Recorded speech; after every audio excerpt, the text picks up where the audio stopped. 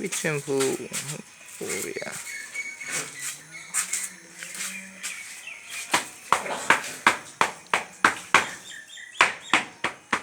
Buka setelah ya Rio. Disuruh tolong besok.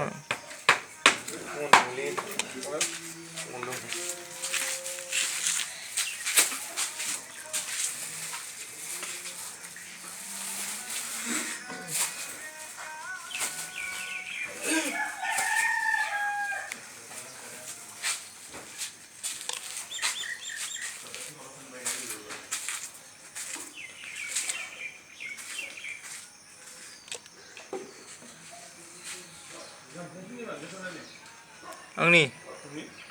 Sekarang itu nama.